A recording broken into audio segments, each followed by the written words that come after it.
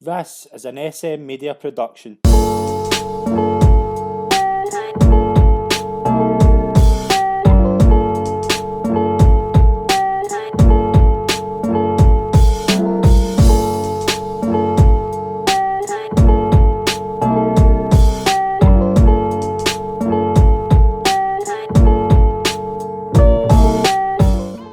Hi everyone and welcome to the third episode of Golf Talk right here on SM Media.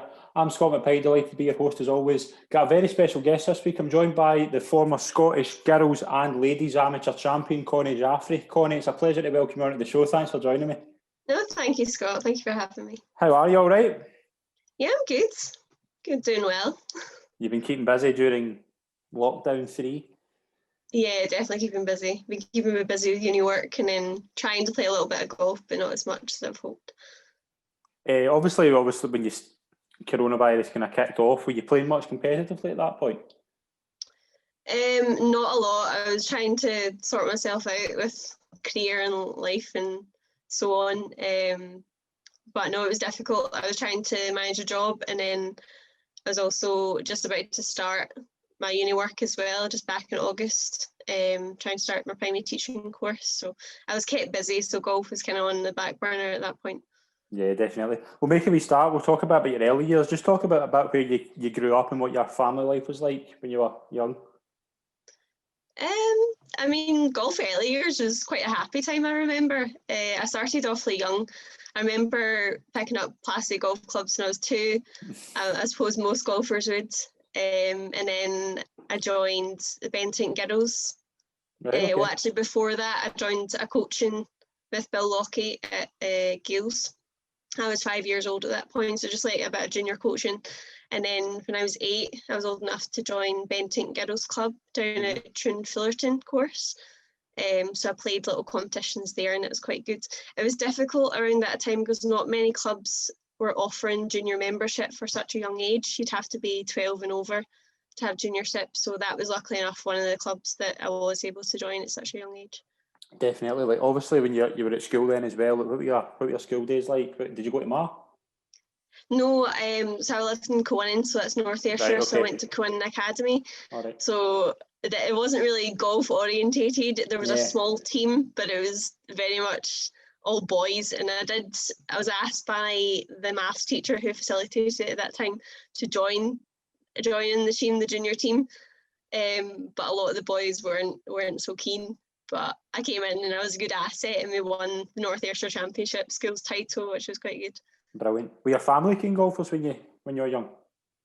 My dad actually got me into golf. The rest of my family, my brothers could have been good golfers, but they really weren't interested. They thought it was too boring. But I went out and played with my dad, so it was just me and my dad that really plays golf in the family. Brilliant. What was your home course like? You said about Fulham. What's your early memories playing at Fulham? There must be some good ones at that course. Yeah, so the Knox Trophy was always a good tournament to play in. I think it was net competition, so that's back when your handicap actually had it was worth having a handicap because then you could win net competition plus handicap not so much. But no, there was good. I mean, I love that course. It was so short, you could always score well. When I was a junior, I always found it challenging, but now when I look back on it, it's quite an easy course, but it was great for growing up in junior golf, and you always had friends and that you could always play with. Yeah. What was your kind of best kind of junior days, and who was the kind of mentors you had coaching wise?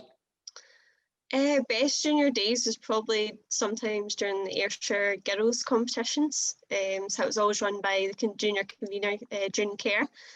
So I'd always play with my friends like Katie McGarva, who's also a member at Portland at that time, and then Emma Hale and some of the other girls around Ayrshire.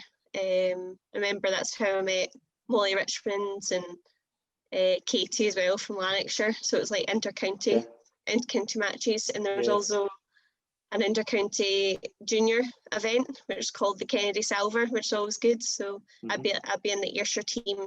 We'd play against Lanarkshire, Renfrewshire, and Dumbarton Argyll. So that was always a good wee tournament for juniors to get into, to progress into like the ladies' ranks in county golf. Brilliant. Who was the best mentors you had coaching wise?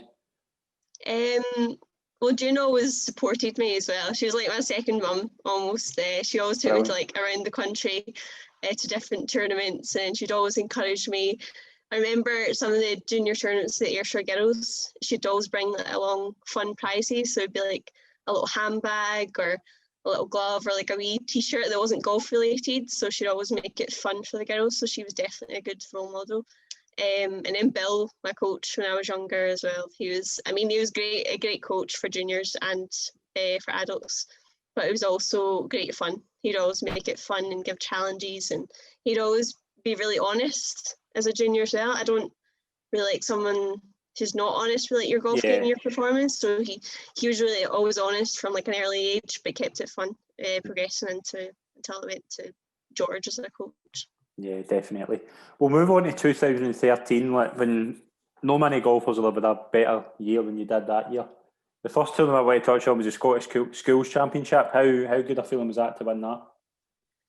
It was really good. I mean, I've played in that tournament several times before that, and I put it as one of my goals. So at the start of the year, every Scottish player kind of writes out a set of goals, whether that be like non-golf orientated or golf orientated. So that was definitely one of my goals. I remember going to the tournament with my mum, and before I played the first round or in the practice round, Mum told me, I have a good feeling about this. So I was like, okay, that's some positivity, but we'll just see how it goes. But I was in good form, and I loved I can't remember the shorter course, but the first course we played, you can't really hit a driver in that off the tee. You have to be quite strategic with your plan. So it's basically like irons off the tee, and it's all about precision rather than if you're a big hitter or not. So I quite liked it because it was sort of a short game. You had to have a good short game to do well in that course. So I think that was definitely my scoring course. I performed well on that course before going to the big course. I knew that going on to the big course, all I need to do is basically maintain a kind of level playing field. I didn't need to do anything fancy. Didn't have to go crazy under par. I just had to like maintain good performance and keep it quite simple. Brilliant. You capitalise on that, and then you win the Ayrshire Ladies. Where was that tournament, and what was that feeling like? The Ayrshire Ladies was at the Irvine Golf Club, or people also know it as Bogside as well, which it's a great course. It's challenging. It goes along the railway. A lot of people love it down in North Ayrshire. Mm-hmm. Great course. I quite like it too. All the undulations and elevated greens and so on. It was a good tournament. There was a lot of support there because I'm obviously home field and home soil. There's definitely a lot of people. A lot of my family members came around. Mum and dad came. My gran came to watch me in the final, which is quite good. It's good to have atmosphere. Yeah, it was a good feeling. It's not as good as the Scottish Schools, but it was still a good feeling because it was like a ladies tournament, and I was still kind of in junior age. So yeah, it was good. And see as well as that, like see even then, were you thinking about golf as like what you were wanting to do after you left school and things like that? Yeah, I'd always had golf in the back of my mind that was a career that I wanted to pursue. So definitely, as an amateur, I wanted to progress into the high fields. So as like a younger age, it was the Scottish Golf Academy squads, or I think it was developmental squads at that point it was called, that you, as a golfer, you'd always want to progress into that. It was the SLGA that ran it at that point. And I went to like a training day. June Care took me to a training day where the Scottish organisers at that point would watch up and coming juniors to see if you were able to get into the squads to progress your performance. So luckily enough, I was selected at that point. And my first training day, I think, was at Stirling University. I remember sitting in this room, and there's all these talks about how they're going to facilitate it, how they're going to develop, what's your goals, how do you want to improve your performance. I remember sitting there, and the Briggs sisters were also there, and Alison McPike at that point was there, and all these different up-and-coming golfers. You're like, oh, these are like my role models at that point. So then just give you a feeling that, yes, I want to be like them. I want to progress through the squad rankings. I want to be like I think it's a CBA squad at that point. You wanted to improve your performance to get there, and then that changed into progressing into like ladies game, and then eventually I did want to go pro, but things changed at that point. Well, you won as well. You won the Scottish Girls Championship that year. How tough was that, and what was the kind of tough players you played against that tournament? Yeah, Scottish Girls. So I remember that summer was nice. It was great weather. It was great weather at Ranfurly Castle as well. But I didn't quite like it because Ranfurly is quite hilly, so it just made it a bit harder. No, but it was good. It was good. I remember playing against Tara. I played against Tara in the final. I think I also played against Heather and Lauren as well. I remember playing against Lauren. That was a tough match. Me and Lauren were always eeksy peeksy when it came to the golf game, and we're always kind of rivals. People always places as rivals, but it was more like envy rather than rivalry. But that was a good game.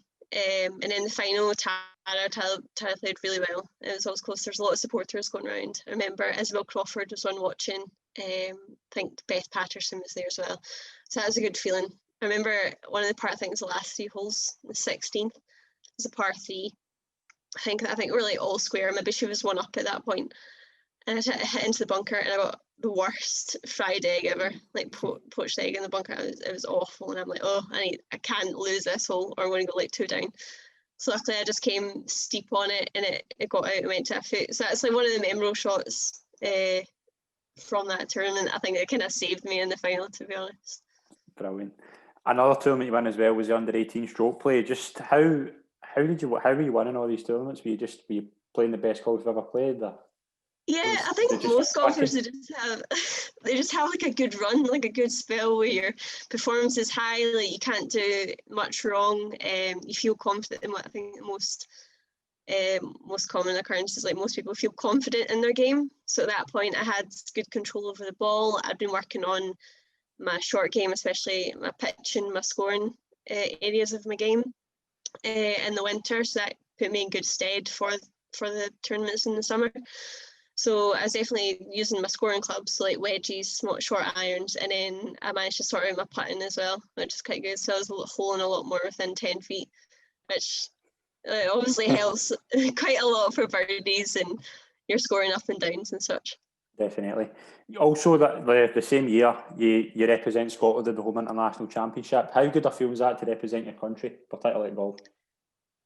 I mean, it's like the creme de la creme. It's representing your country just gives you a feeling like honour. You're proud of your country. I know that it was definitely a goal of mine that I'd worked really, really hard to get that Scottish cap, to wear that blazer, to represent your country against like all these different other countries. I think it was European Girls when I first cap in Sweden. So to go against like Spain, Italy, England especially, go against all these different players and compare your game against them, it was quite good. But representing as a team, like there's just a whole different atmosphere. Like you're representing not just yourself, but you're going out to represent your whole country. It's a different feeling. It's definitely great. Brilliant.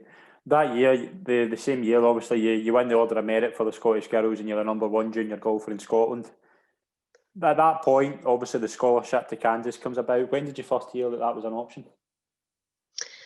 So there'd been talk before that. They've been talking amongst girls about going out to America for quite a long time. At first, I wasn't a fan of going out there. Like I had my mind set on, I'm going to stay in Scotland. I'm going to go to Stirling University because they have a golf program that was there to develop your game at that point. But then when it grew, more talk about it, and I learned more about America, that was the place to go if you wanted to pursue a career in golf, especially professional golf for women anyway, because the money that was getting made, you'd have to go on to the LPGA tour because the LAT didn't look that great at that point, whereas like with the tournaments and with the money situation. So going out to America would be more beneficial for you getting onto the LPGA, and you can measure your game against players out there that would be competing in the LPGA as well. So that's why I decided to go out there, and I'm quite glad I did because it was a great experience. I was a bit hesitant at first, like flying halfway across the world by yourself. I was only 17 as well, so I was quite young when I went out there. And you'd have to take care of yourself, you would have family, you'd be in a completely new surrounding with random people that you'd never met before. So it was quite scary. And obviously after that, brilliant. Obviously after that, how did the family feel about you going out there? Some of them were quite a bit unsure, like especially my mum especially was a bit unsure. She's like, oh, is she going to be okay? I won't be there to like do her washing, blah, blah, all that thing. But my dad was like really, really happy. He was like, he's seen this as a new start, like a new start, like beginning of professional career, beginning of like bigger things, better things, like how far can she go in her golf career? And he was quite happy because it's like a new experience, and that not many people had done it before. So I think they were quite interested to see what would happen and how I coped as well. But it didn't just allow me to like develop my golf career and get a degree. It like grew you as a person because you had to be more independent and you had to learn to like organise yourself better. But I think they were quite happy. I mean, they were sad when I left on the plane. I mean, there's a bit of emotions because they didn't see me for another 6 months, but that's normal. And how did you find the culture when you moved over? The culture's definitely different. Americans are different to British people in many ways. Their language for a start, I mean, you have to learn all these different words that some words you just can't say because they wouldn't be able to understand. And then they're quite dramatic. Americans quite dramatic, so everything's like overemphasized, and if they have a small issue, it goes into like a huge mountain. But I know it was good. No, but they're also, if you say you're from Scotland or England or anywhere in the UK, they're like obsessed with you, and they have a distant relative that are from Scotland or like, oh, I'm like 8% Irish, or I'm like, oh, right, okay, good to know. But no, it was great. It was funny. They're great to talk to. I lucky enough was in Kansas, so it was quite like not redneck culture, but like southern culture.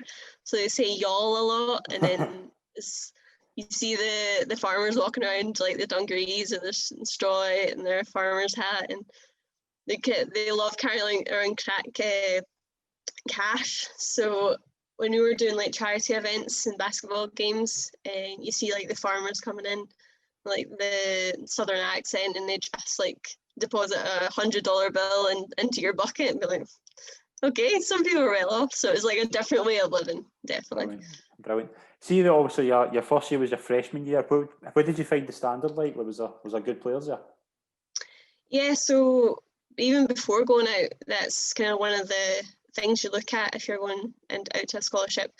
You look at what the team's like, you look at the standard of golf. If you want to fit your game fit in there, will you be able to play tournaments as well? Because that's another thing. You don't want to go to a university where you're not going to get a chance to qualify for tournaments, and you're just going to be left back at home just practicing basically, because your standard of play is not quite up to the standards that was in the team. So that's why I chose Kansas, because my level of play was kind of equal to the girls that was playing out there, and I was getting a chance to play in tournaments. So we did all across the board, full of a lot of good players. I'd say that when I went in, I was one of the better players. Like my stroke average was better, my stats were better on paper, but I wasn't the best. There were still a couple of girls that were quite higher on me, and that's one of my goals throughout like 4 years that I was there, to kind of try and compete to be the best in the team. So I was always getting selected to go and play tournaments. Brilliant. You won a tournament. Is it the Johnny Imes Invitational you won? What was that like? Was it just, what were the courses like as well? How tough were they? The Johnny Imes was in Missouri, so it was actually the course that Jessica Meek and Clara Young played at. So that's the university they went to.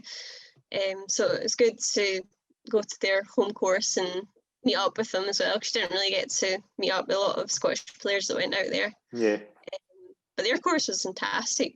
I mean, Zero Complex was amazing. I mean, all the courses across America are amazing, and all the university facilities are amazing as well. But no, that course was especially good. It was quite undulating. I remember, I think especially the 18th, you had to walk up this big massive hill. So after like playing 36 holes non-stop in a day, you had to walk up this hill, and it just knackered you, and you wanted to sleep after. But it was definitely worth it. I mean, I done well in the tournament. I don't really remember much across the day, apart from being absolutely knackered at the end. But I remember I didn't really do anything fancy or out of the ordinary. I just played steady golf and hit fairways, hit greens, and I hold a couple of putts. So I didn't really do anything like majorly exciting. Right, okay. And obviously after that, the Big 12 Championship, is that the kind of biggest tournament of the year over there? Yes, it's kind of like a tournament that rounds your year off. So all Right. different universities in that kind of a level of play, so to speak, play against each other in a stroke play championship. So it was kind of like the build up. Well, my coach always taught like. My coach always treated it as like kind of build up to like the end of the year, and this is what we're working to. Right. It's also a chance for you as like an individual to kind of measure yourself against other players as well, because they were all kind of in the same level. And I remember never ever doing particularly well in the Big 12. I'm not too sure why. Maybe it's because of burnout, or I was just getting ready to go home at that point. But it was a good tournament. It's always in great courses, I remember. Brilliant. And obviously your first year you done pretty well, and your second year was your sophomore year. You played 10 events, but you were second in the team in stroke average. Like, how were you kind of feeling like your second year it was all kind of clicking for you? It's funny you say that, because I thought my second year was one of my worst years actually. But when I look back on it, it wasn't too bad. I mean, at one point, at the start of the year when I went into sophomore year, it wasn't good. Like, I don't know where my performance was. I wasn't able to break 80, which was not good during qualifying. And I remember I wasn't picked to go to one of the events in Florida, right. And I was left at home, and that kind of took a toll on me. And I was like, why am I getting to this stage where I'm not good enough to qualify? So it made me work harder. I had that period of time, I think it was like 3 or 4 weeks between the first tournament and the next tournament, where I was like, right, okay, I'm going to knuckle down. I'm going to work hard and make sure I actually do qualify, because I'm not going to be able to perform or improve my ranking if I don't play tournaments. So I remember that. But stroke average, I think after that kind of wake up call, I did work in like my stroke average. I think stroke average kind of comes naturally with good performance. So if you just concentrate like one tournament at a time, one round at a time, just producing like steady scores, then it kind of comes with progression. Definitely. Your third year was your junior year. You won another tournament, but you won the team title, and that you were a first team academic. Like, what was that like? Like, what kind of went right for you in the third year? So third year, I think I kind of learned from my sophomore year, because in my sophomore year I kind of struggled to academically as well, trying that balance between uni work and golf practice. It was quite difficult. So I was definitely going into my junior year, I was definitely more organised, allowed more rest time, allowed more golf practice to be done, or good quality golf practice, rather than spending hours doing something that's not going to help me. I kind of managed that time a lot better, so that helped me throughout all my golf performances, and not just the win. So that win at, I can't remember where my win was. Was it Greenville? I think it was North Carolina. Right. That was my second win. That was quite a tough tournament. It was all tree lined. Remember, I'm not a fan of trees. My ball's like a magnet when it comes to trees. So remember, it's all tree lined. I didn't take driver off the tee very often, because I think it just wasn't consistent. So I think I basically went around playing with my 3-wood off the tee all the time. I remember, I think it was the first or second round as well. It was like the longest 9 holes in my life. It went on for 6 hours. Collegiate golf is very, like, you have to have a lot of patience for collegiate golf, because it takes forever. It's just, players are just so slow. I don't know if it's the international players or Americans, but they're so slow, and you're always in 3 or 4 balls. Right. So it's never a quick game. And I think across all different years, across all coaches, like all players are taught to like use your stroke saver and like analyze to the last detail on the stroke saver, which I wasn't a fan of. But I think that players will like stand over the ball being like 5-10 minutes over the ball, right, okay, I'm going to hit this shot, I'm going to hit with this club, it's going to go here, but if it doesn't go here, it goes there. So it was just, I think people just kind of wasted time, and then when they got to the shot, they wouldn't ace their ball and do the same thing again. It really frustrated me. That was like one of my pet peeves when I was out there. It was the slow play. But anyway, after like 6 hours, 9 holes, we didn't have enough time. We didn't have enough daylight to finish that round. Oh, really? So that was transferred into the next day. So I had to wake up earlier the next day, play the 9 holes plus another 18. So it was definitely tough on your mental game and physical as well. But I think I just like managed to stamp it out and done well and just keep consistent. I mean, it was tough. I remember it being a drag, that tournament. It wasn't like flowing consistently. I had no idea of where I was on the leaderboard. I was just like, okay, let's get this hole done. Let's get the next hole done. Right, okay, that putt in. Like, okay, let's go to the next tee shot. I had no idea where I was leading. So when I came off the course, like my assistant coach and my head coach at that point were like all excited, and I didn't know what was going on. And I was like knackered, like dragging off the tee. They're like, right, okay, when are we going home? And they're like, do you not know where you're on the leaderboard? I'm like, no. And they're like, you're leading by like 1. You just need to wait for the other players coming in. I'm like, oh, okay. So we packed all the stuff up in the van because we were about to miss our flight. So we quickly waited till everyone else came in and put the scores in, and luckily I did. I won by a few shots. So there wasn't much of a presentation though. I had to like run in, say like, oh, thank you, thanks to the players, blah, blah, blah, and then we had to rush off. I didn't really get to enjoy it that much. But we were treated to, my coach and my assistant coach treated us to a really nice meal in the airport. It was good. Brilliant. The tournament you will remember fondly was the Scottish Amateur. It was at Royal Aberdeen. What was your preparation going into it? So up until that point, through American playing, through my time in America, leading into when I came back home, I was always consistent with my golf. My performances were always consistent during the tournament, during tournaments out in America. So like my focus was just kind of maintain whatever I've been working on at that point. So whether it be a little tweak in my swing, just maintaining that kind of movement, and then I was always had the key focus on like my short game and putting, especially because I knew that's where I was going to win and lose the game. Mm-hmm.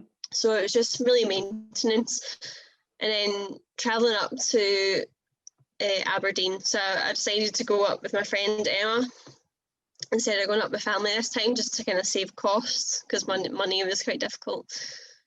And I remember we getting stuck. I think we were planning to play practice round the same day we were travelling up, and we get stuck in a really, really bad traffic jam. We were sitting on the road for like 5 hours, and we'd missed our tee time. We were supposed to tee off at like 3 p.m. or something, but we got up there, I think it was like 6:30.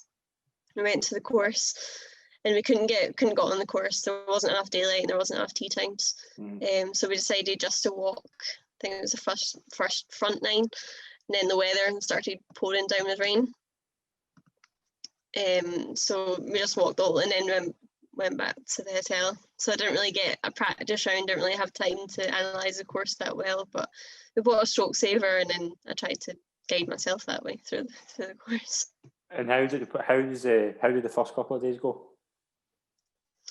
First couple of days, stroke play days, I remember the weather being really, really bad. The first day, it was just a matter of like survival in the course, like just get the ball around, don't NR, just get a score on the board. So it was really tough. I remember on the back 9, there's a par 3, can't remember which hole it was. I took a 6-iron out, and I was like, right, okay, I'm just going to play a knockdown punch shot because it was like 40-mile-an-hour winds and torrential rain. And when I hit the ball, immediately after the ball, the club was thrown from my hand and went halfway down the fairway, blocking off the ball. It just landed short of the green, so that was fine. But it was just ridiculous. Like the weather, the first qualifying day was ridiculous. So I think I posted like mid-80s, might have been 84, 85, but I managed to qualify because they cancelled the second round. So lucky enough that score was good enough to qualify. Wasn't particularly high up in the leaderboard for stroke play, but it doesn't really matter as long as you qualify, then you're fine. And the last 2 days match play? Yeah, so, well, I think it's the last 2 days. I think it's the last 3 days. Right. I think it's like the top 36 at that point, or 64. Well, I can't remember now. They've reduced it now anyway. So you play several rounds of match play. So I think it's 2 rounds of match. I think it might be 3 days. So 2 rounds first day, 2 rounds second day, and then the finals on the last day. So you have to like progress through that. I remember I was definitely in the tougher side of the draw. Right. When I looked at all the players, I think I played against Hannah McCook. I also played against Heather as well. I think I played against Heather as well. So when I was analysing it, I definitely was amongst some of the better players in the tournament at that point. And you make it to the final? Who was the final against? It was against Clara. So me and Clara always got on really well. I mean, me, Clara and Lauren always kind of grew up playing with each other in Scottish ranks. So I'd always known Clara really well, and her game was always really, really good. She's always a great ball striker of the ball, better than me. I'd never consider myself a good ball striker. But it wasn't necessarily about your ball striking at that point. It was how you manage the course, especially because the weather wasn't particularly great on the last day either. It was better on the first day, but at the final it was still windy, and it was a course you had to kind of have good course management around.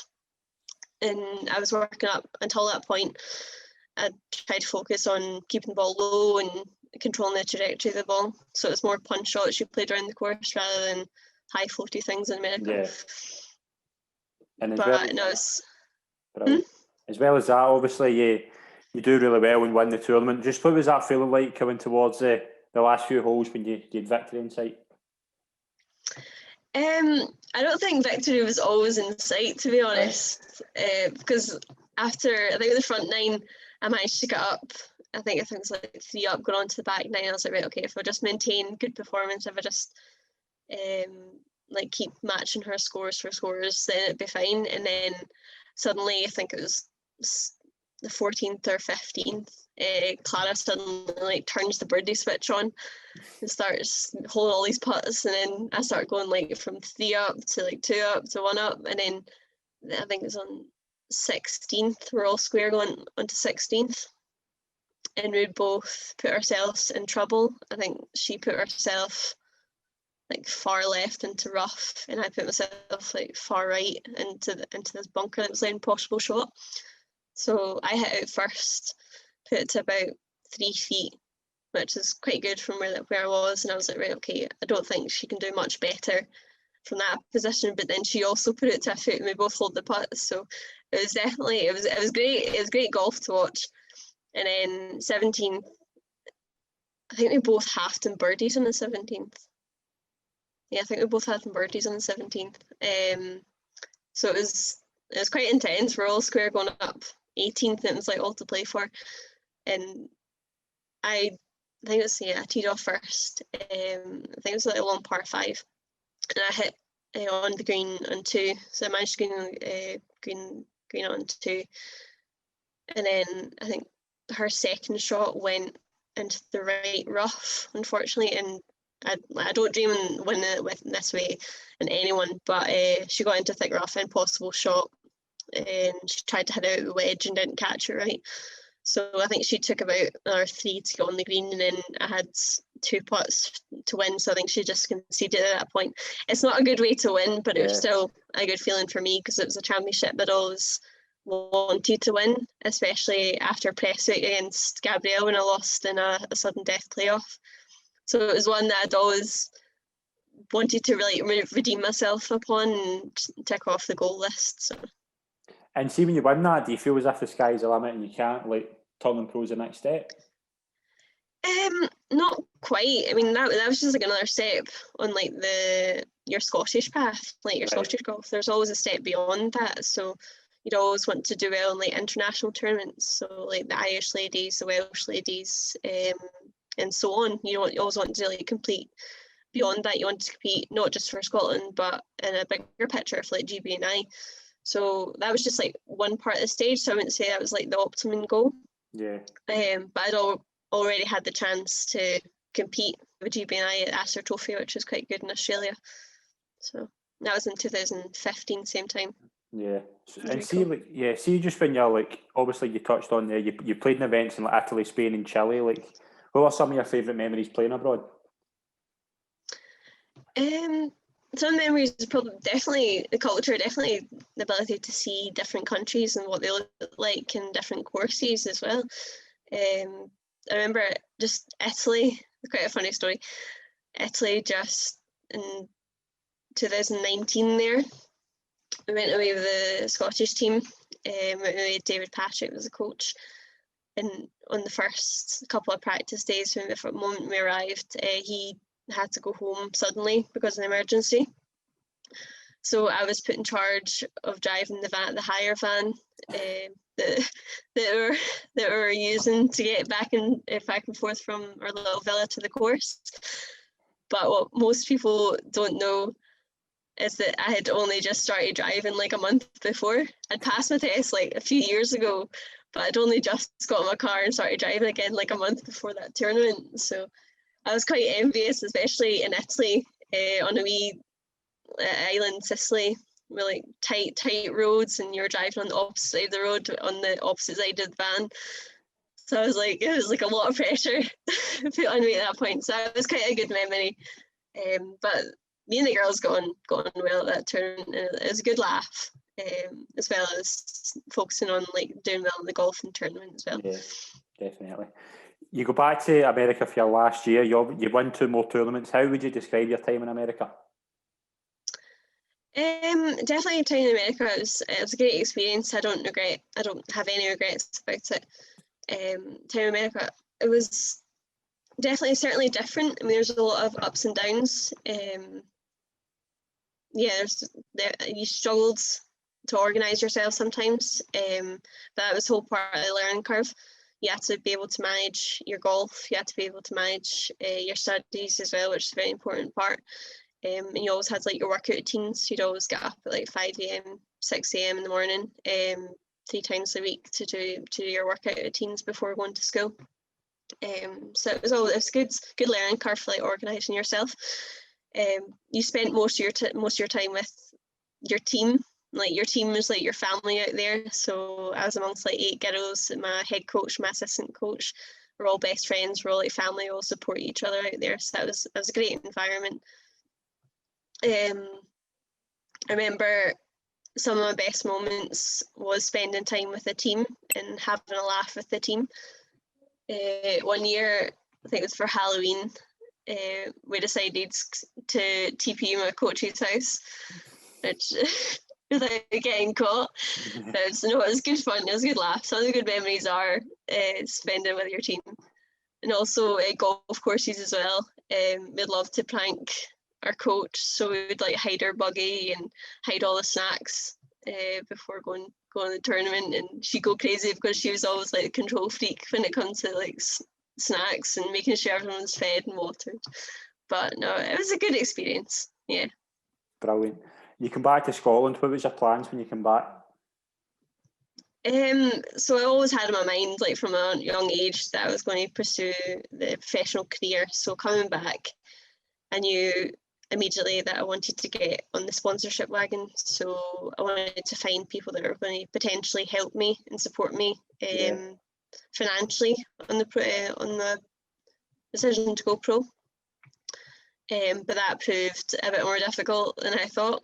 There wasn't a lot of opportunities out there. I think most people were kind of unsure because the LAT wasn't bringing in a lot of money. So if a new player, new rookie going into LAT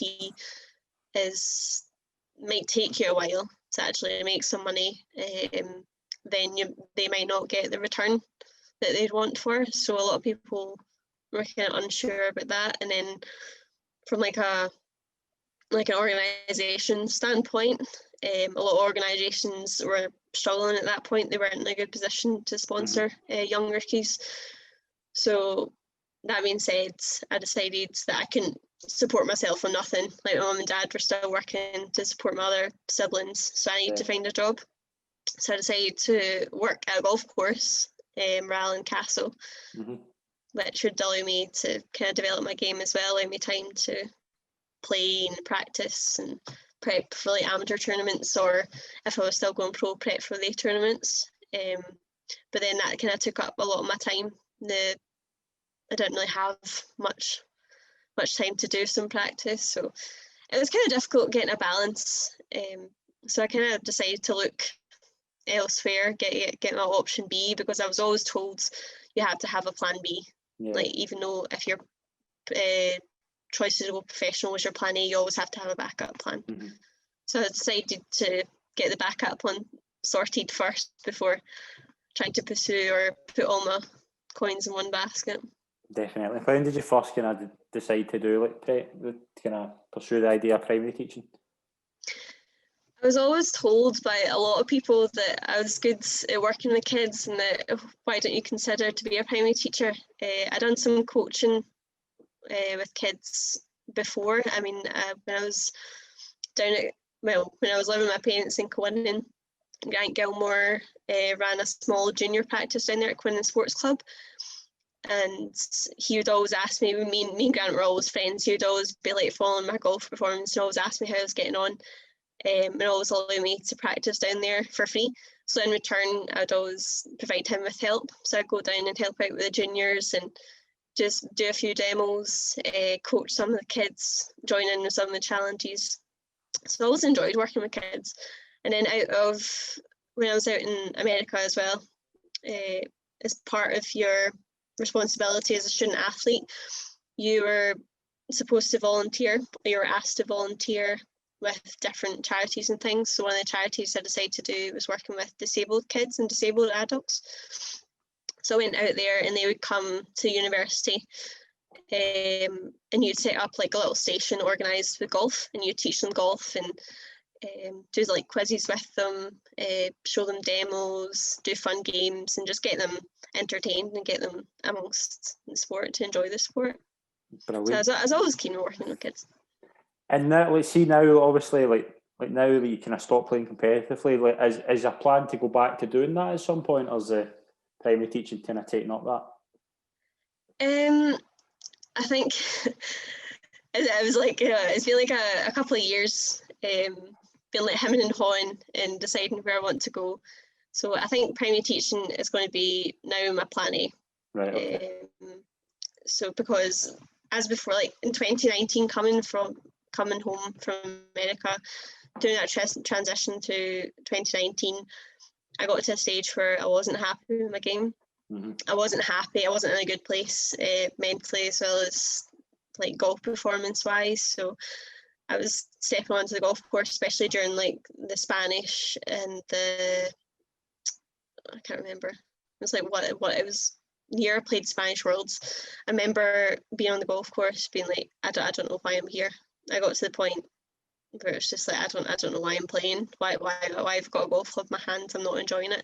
Yeah. So I decided at that moment that trying to pursue a professional career wasn't for me. It was just stressing me out and not putting me in a good place. So I was like, okay, I want to take a step back. I want to start enjoying golf again. Why did I play this game? I play it for fun. A bit of taking out Bobby Jones's book, staying in the amateur career for fun. So yeah, I think I want to play it recreationally as well as develop my amateur career. But I think pro life would just put me in a bad place that I don't want to be in. Brilliant. Are you all right close with some quick fire questions about your career? Yeah. Brilliant. Out of your whole career, who would you say was the best player you played with? Oh, that's a tough one. So Katrina Matthew is definitely she was one of the best players from Scotland I played with. But when I was playing in the Rico, I got the chance to play with, I do apologise for my pronunciation if I get it wrong. Is it Shang Fen? Right.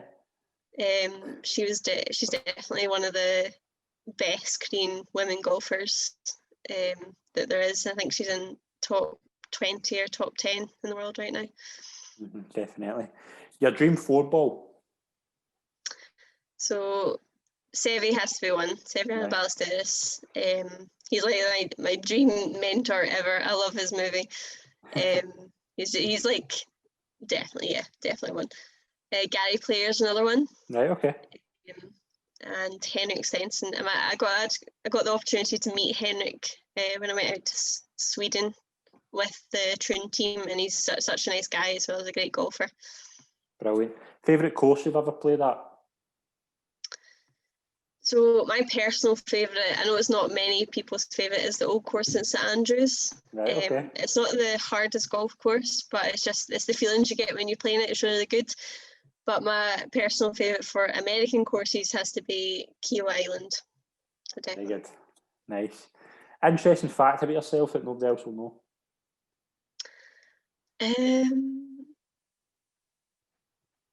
I don't know. Some people might know this. I'm a qualified swim instructor and lifeguard. All right. So that would be interesting enough. It's different. Brilliant. Favourite film and TV show? Favourite film, I love The Greatest Game Ever Played. It's such a great golf film. Yeah, I love that film. And then TV show, I'm hooked on Gogglebox. If that's good or a bad thing, I'm not sure. Also, I love the David Attenborough series. It's just so calming and relaxing. Brilliant. Final question, your go-to club?